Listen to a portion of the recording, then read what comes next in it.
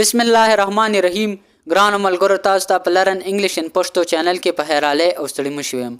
ملګرو، په نننی کلاس کې به زه تاسو ته دا زده کوم چې موږ به یو دکاندار سره یا د سټور والا سره په انګلیسي کې څنګه خبرې کوو. یعنې کوم موږ د هغه نه هر څه مختلف قسمه کپړې تیلو یا د خوراک سیزونه تیلو، نو هغه سره به موږ په انګلیسي کې څنګه خبرې کوو. نو دا ټول ورڅ برته په دې کلاس کې زده کوم. کلاس تر پایه پورې ګورئ او که په چینل باندې نو یې نو چینل هم سبسکرایب کړئ.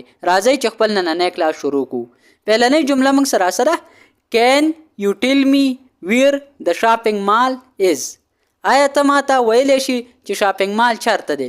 که موږ چېرته د یو کس نه پوښتنه کوو چې ته ماته ویلی شي چې شاپینګ مال چېرته دی. شاپینګ مال هغه څیز ته وایي کوم ځای کې چې موږ مختلف قسمه څیزونه اخلو. نو موږ به ورته په انګلیش کې وایي Can you tell me where the shopping mall is?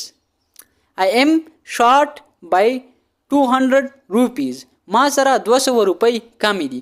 کوم موږ چېرته یو کس ته وایي چې ما سره 200 روپۍ کمې دي، یعنې راسه کمی وکړو، نو په انګلیش کې به ورته وایي I am short by 200 rupees.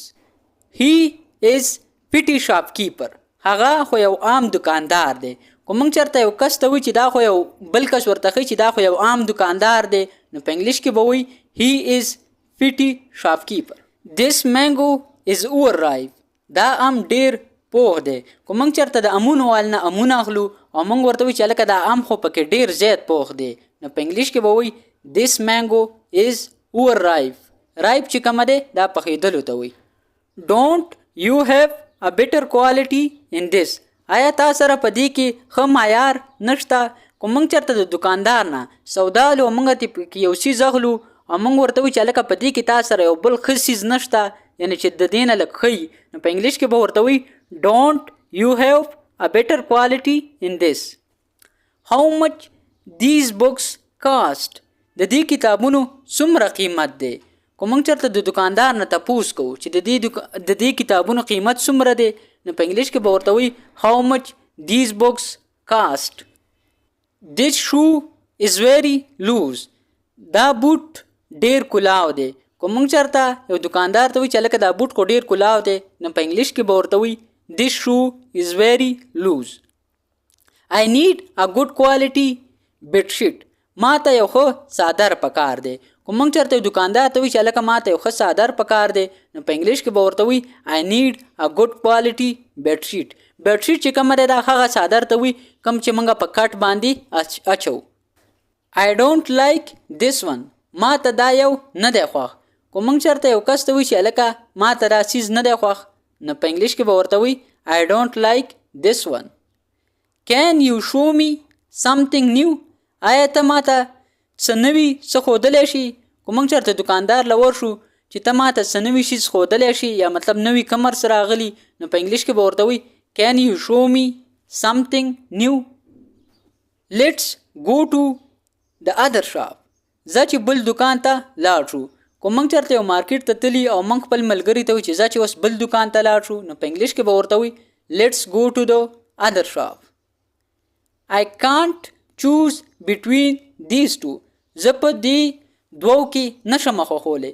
یعنې که موږ چېرته یو کس ته وایي چې په دې دوو څیزونو کې خو زه نشم خوښولی چې اوس کم یو والم حیران یم، نو په انګلیش کې به وایي I can't choose between these two.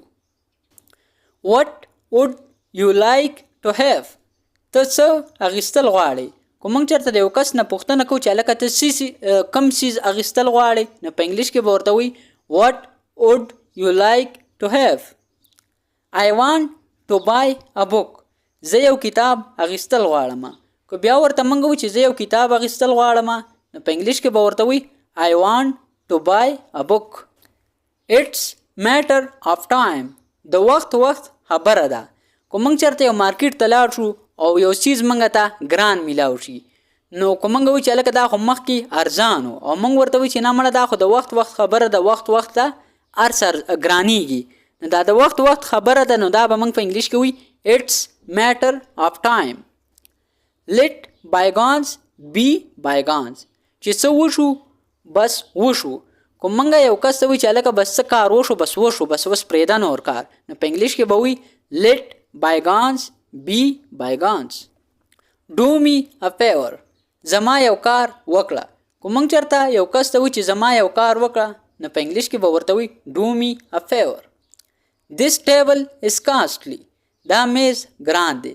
کو موږ چېرته یو دکان ته ورشو او موږ هلته یو میز اخلو او موږ یو کس ته وایو چې هلکه دا میز خو ډېر ګران دی نو په انګلیش کې به وي this table is costly. ملګرو دا و زموږ نننی کلاس چې په دې کلاس کې موږ تاسو ته هغه جملې زده کړې چې کله موږ یو دکاندار ته لاړ شو هغه سره موږ په پښتو کې کمې خبرې کوو نو دا به موږ په انګلیش کې څنګه کوو. ملګرو دا و زموږ نننی کلاس چې پای ته ورسېدو انشاءالله تاسو سره به په یو بل نوي کلاس کې ملاقات کیږي.